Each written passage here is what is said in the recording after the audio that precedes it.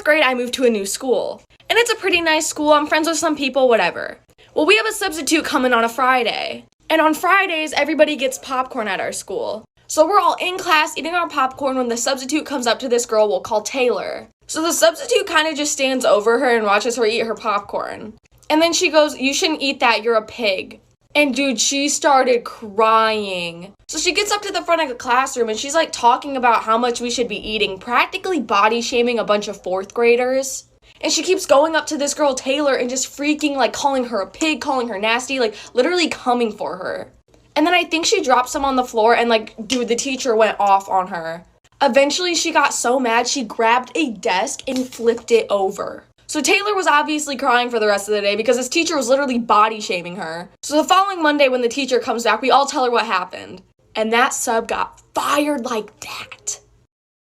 My super embarrassing school story time. So when I was in 8th grade, I was obsessed with slime, squishies, Orbeez, and I would make crafts all the time. Anyway, I decided to make my own stress ball. And it was like a balloon and then pancake mix. So anyway, the next day I brought it to school and I was so excited because I had my own stress ball. I must have been really stressed that day because I popped it. Pancake mix flew everywhere, all over my classmates. And my crush was in that class. I was so lucky, the bell rang and I skirted out of that classroom. I didn't even clean it up. One day we were on a field trip to school and I was sitting next to the horse girl named Beth. It was the most depressing ride ever because she kept neighing and making gallop noises with her shoes. She started aggressively eating something, so I looked at her to see her devouring the bus rat that runs across the floor. I started screaming and she was giggling and gobbling that rat like it was a McDonald's double quarter-pounder meal deal large with extra pickles and Sprite. There was blood everywhere and everyone was screaming and she started licking her fingers. I told the bus driver and he pulled over and called the police. It turns out she was mentally ill and she stays at a facility now.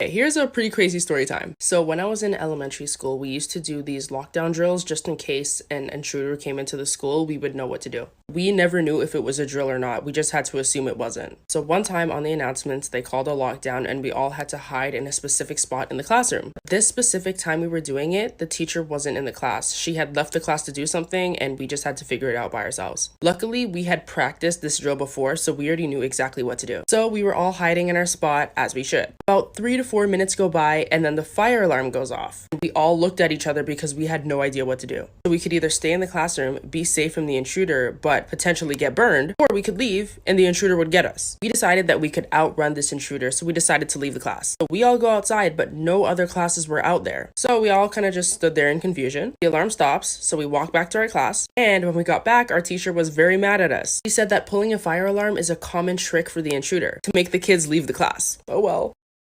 We put our teacher in the hospital. Story time. My 6th grade class was so freaking bad, you guys. I mean, I wasn't, but the rest of the kids were horrible. Our classroom was located on the 2nd floor, so sometimes kids would throw things out the window and try to hit the kids on the ground. And normally it would just be things like pencils or crumbled up pieces of paper, nothing that could really hurt anybody, right? But one day while we were taking a test, my teacher had realized she forgot something in her car, so she left us in the classroom by ourselves. And some kids in my class thought it would be perfect to use this opportunity to cheat. So there was one kid in my class, and we're gonna name him Chris, but he decided to be a lookout, so he stood near the window to keep an eye out for the teacher. Well, when he saw her coming, the rest of the kids weren't done cheating yet, so they told him to cause a distraction. So he runs over to his desk, grabs the biggest textbook he can find, and throws it out the window at the teacher. The book hits her in the face, and it busted her bottom lip open. It was so bad that the school had to send her to the hospital.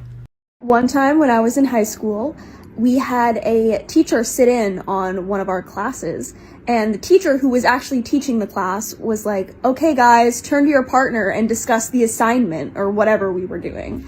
And so I turned to the guy next to me and I started talking about the assignment, and the sit-in teacher comes up to me, snaps in my face to get my attention, and goes, "Stop talking. First of all, I'm just doing what I was told to do. Second of all, just because you're old and a teacher doesn't give you the excuse to be rude. You don't need to snap in my face to get my attention. You could just politely come up and say something like a normal, decent human being." I don't know why, I've just been thinking about that today. Okay, since you guys asked for it, this is the time that I got dress coded at my little brother's high school when I wasn't a student. And the teacher was very rude to me. So my little brother called me saying, hey, I'm not feeling well. Can you come pick me up from school? And I was like, okay, of course. Like a good sister, I went to go pick him up. Then I went to the front office and I checked him out and they're like, hey, just go get him from his classroom and you guys can just leave. So I was like, okay. So I start heading down the hallway and I realize I actually don't know where his class is. I start calling my brother like, hey, where are you? Where's your class? Like, I'm here. And he's not picking up. From behind me, I hear someone yell, hey, you, over there. So I turn around and he tells me, hey, where are you supposed to be, young lady? And before I can even tell him that I'm here to pick someone up, he tells me, hey, I'm going to have to dress code you. What you're wearing is very inappropriate. And then he kind of starts ranting about what I'm wearing is very distracting and that I wouldn't want to interfere with someone's education. Then he starts telling me, he's like, you don't want any unwanted attention, huh? He's also telling me some other stuff that I don't remember, but I cut him off right there and then I look him dead in the eye and I tell him, I'm here to pick up my child. His jaw just dropped.